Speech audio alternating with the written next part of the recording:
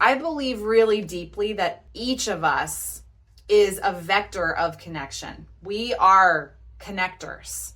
And you have the power not only to forge more connection within your chapters and with other people across this organization, but also across your current personal life and even with the stranger that you might see on a somewhat regular basis at your grocery store.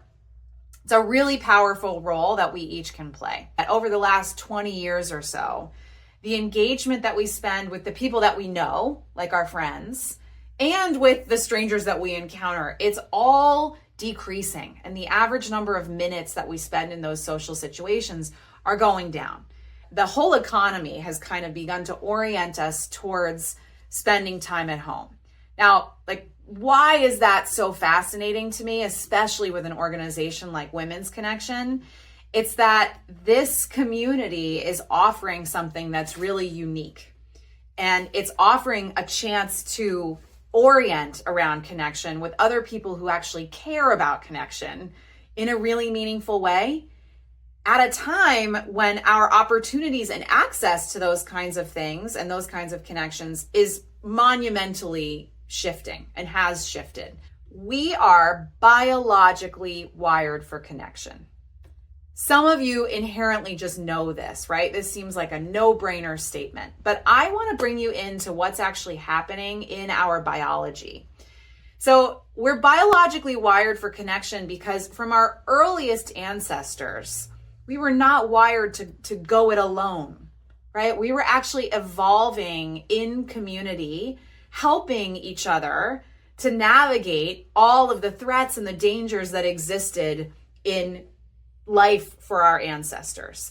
And so our neurobiology, literally how your brain is wired, has changed so that you are oriented towards connection and collaboration.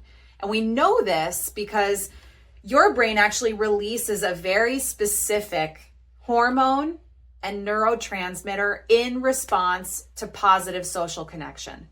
And positive social connection can include everything from hugging a grandchild or a dear friend to sharing a conversation in the breakout room that we just had, to even exchanging a smile or saying hello to a stranger, somebody that you don't even know. All of those things will trigger the release of this hormone and neurotransmitter.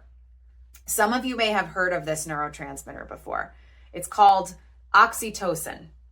And oxytocin is known as the bonding hormone or the love hormone, the social connection hormone, because we can measure its release in your brain in response to those social connections. So it's pretty amazing, right? You have this innate response. There's one factor that's impacting health and longevity more than any other, and you can probably guess what it is at this point. It's your social connection. There was this amazing article that came out in the New York Times last month, and the title was How Nearly a Century of Happiness Research, 100 years of happiness research, led to this one big finding. And the finding is that your social connections are critical for your happiness. Okay, now here's what I find really compelling about this. Social connections happen in a variety of ways, right? Like there are the people that you know who are part of your Women's Connection chapter. There are your family members, whether that's siblings or children, cousins that you're in touch with. But then there are strangers. And so often we don't think of strangers as being part of our overall social web. And yet, as I mentioned to you in the beginning, your brain will release oxytocin in response to a positive social interaction with a stranger.